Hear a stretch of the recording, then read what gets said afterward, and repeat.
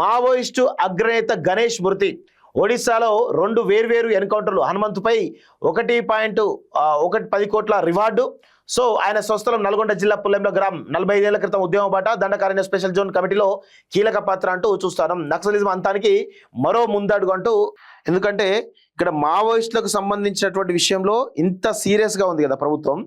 So ఇంత దారుణంగా వ్యవహరిస్తూ ఉంది కదా. ఇప్పుడు ఈయనకు ఎవరు గణేష్, మావోయిస్ట్ అగ్రనేత గణేష్ మృతి. ఆయన ఏజ్ 45 ఏళ్ల క్రితం ఎప్పుడో అక్కడికి వెళ్ళడం జరిగింది. ఎక్కడికి? మావోయిస్టు సిద్ధాంతాలకు ఆకర్షిస్తే అక్కడికి వెళ్ళి 40 సంవత్సరాల నుంచి ఆయన అక్కడే ఉంటున్నాడు కదా.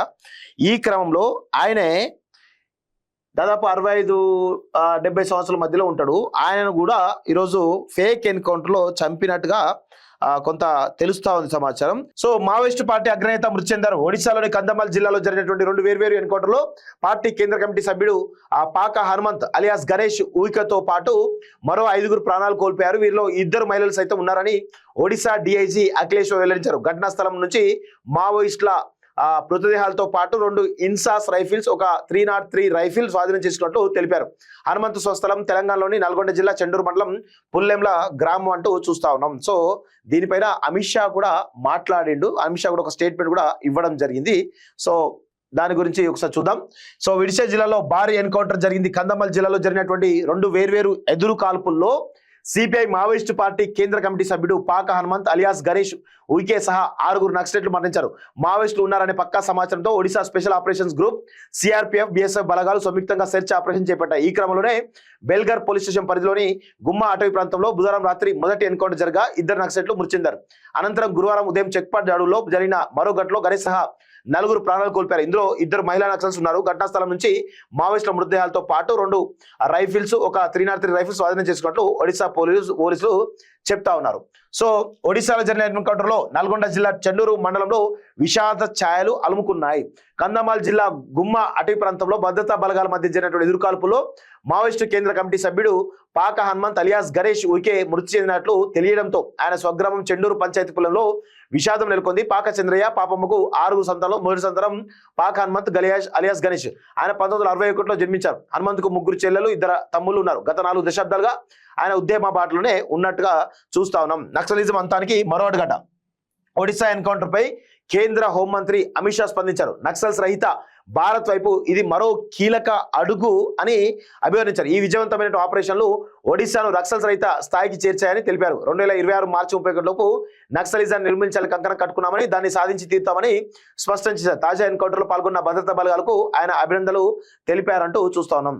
సో ఇక్కడ విషయం ఏంటంటే ఆయన ఫోటో తోటి చాలా క్లియర్గా ఆయన ఫేక్ ఎన్కౌంటర్ చేసినట్టుగా చాలా స్పష్టంగా అర్థమవుతుంది. సో దీని గురించి మనం కొంచెం డెప్త్గా మాట్లాడితే, అమిత్ షా నిన్న స్టేట్మెంట్ ఇచ్చింది కదా. ఒకసారి నేను అమిత్ షా గురించి మాట్లాడాలి మనము. ఎందుకంటే వీళ్ళు చేస్తున్నటువంటి దుర్మార్గాలపైన కొంతైనా మనం మాట్లాడితే, ఈరోజు కేంద్ర హోంశాఖ మంత్రి చాలా అభినందనలు తెలియజేస్తున్నారు. దేనికి అభినందనలు? ఈ దేశ మూలవాసులు చంపినందుకు ఈరోజు భద్రతా బలగాలను అభినందిస్తా ఉన్నాడు. ఓకే, మంచిదే. మరి ఇలాంటి చిత్తశుద్ధి ఇప్పుడు సంబరాలు జరుపుకున్నారు కదా. ఏనాడైనా మావోయిస్టుల మీద ఇంత పెద్ద ఎత్తున జరుగుతున్నటువంటి ఎన్కౌంటర్లు కావచ్చు, ఫేక్ ఎన్కౌంటర్లు కావచ్చు, వాళ్ళని తీసుకుపోయి చేస్తున్నటువంటి ఘటనలు కావచ్చు, ఇవన్నీ కూడా మనం చూస్తా ఉన్నాం కదా. వాళ్ళెవరు కూడా సమాజ ద్రోహులు కాదు. ఈ దేశంలో జరుగుతున్నటువంటి పీడిత తాడిత ప్రజలకు జరుగుతున్నటువంటి అన్యాయం పట్ల గొంతెత్తుతూ సమాజం మారాలి, పాలకులు మారాలని చెప్పేసి వాళ్ళు తుపాకులు పట్టుకుంటే, ఈరోజు వాళ్ళు అనేక ఉద్యమాలకు, పేద ప్రజల కోసం పనిచేస్తున్నట్టు వాళ్ళంతా కూడా. సో వాళ్ళని ఇంత పిట్టల్లా కాల్చంతా ఉన్నారు కదా. నేను ఒకటే అడుగుతా ఉన్నాను కేంద్ర ప్రభుత్వాన్ని, ముఖ్యంగా అమిత్ షాను. మీరు ఇదే ధైర్యం, ఇదే పట్టుదల, ఇదే నిజాయితీ, ఇదే నీతి ఏదైతే ఉందో, పాకిస్తాన్ టెర్రరిస్ట్ స్థావరాల పైన ఏం చేస్తున్నారు మీరని మేము స్పష్టంగా అడుగుతా ఉన్నాం. ఈరోజు మీరు పాకిస్తాన్ సీజ్ ఫైర్ అనగానే ఇమీడియట్గా వితౌట్ ఎనీ ఒక్క సెకండ్ కూడా ఆలోచించకుండా మేము కూడా సీజ్ ఫైర్ అన్నారు కదా. వాళ్ళు కనీసం శాంతి చర్చలని ప్రతిపాదన కూడా తేకముందే సీజ్ ఫైర్ అన్నారు కదా.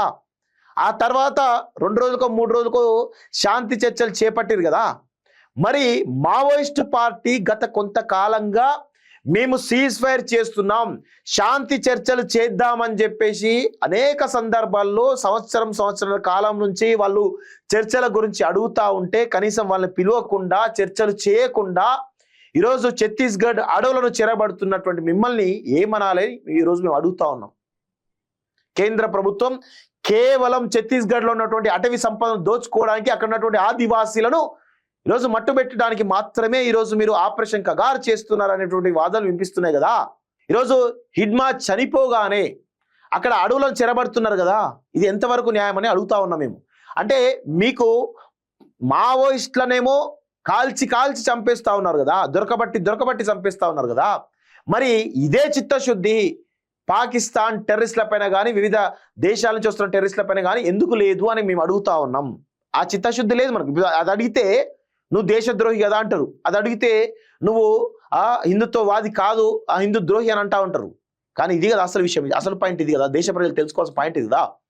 పాకిస్తాన్ టెర్రరిస్టుల పైనేమో అమిత్ షా మోడీలకు ప్రేమ ఉంటది, కానీ మావోయిస్టుల పైన మాత్రం కర్కశంగా వాళ్ళని దొరికి పిట్టల్లా చంపుతా ఉంటే ఏమనుకోవాలి? ఈ దేశ మూలవాసులు కదా వాళ్ళు.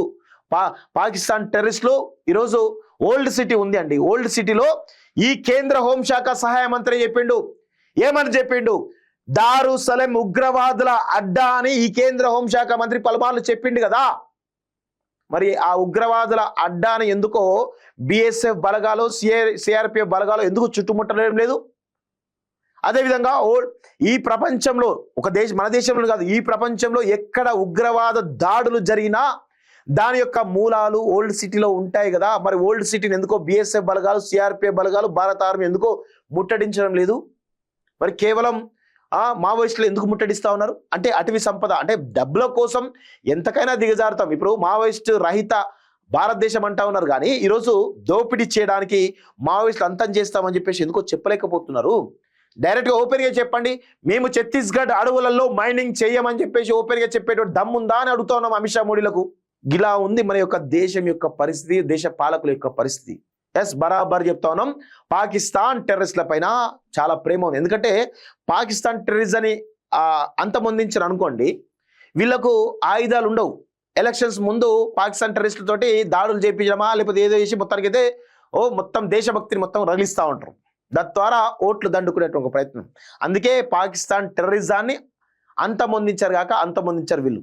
కేవలం మన దేశంలో ఉన్నటువంటి నిరాయుధులుగా ఉన్నటువంటి ప్రజల కోసం పనిచేస్తున్నటువంటి మావోయిస్టులు మాత్రం ఏరి పారేస్తూ ఉంటారు, పిట్టల్లా చంపుతా ఉంటారు, కాల్చి దొరకబట్టి చంపుతా ఉంటారు. ఇది జరుగుతున్నటువంటి మన దేశంలో జరుగుతున్నటువంటి అన్యాయం. దయచేసి దేశ ప్రజలందరూ కూడా గమనించాలని చెప్పేసి కూడా ఈరోజు నేను కోరుతా ఉన్నాను.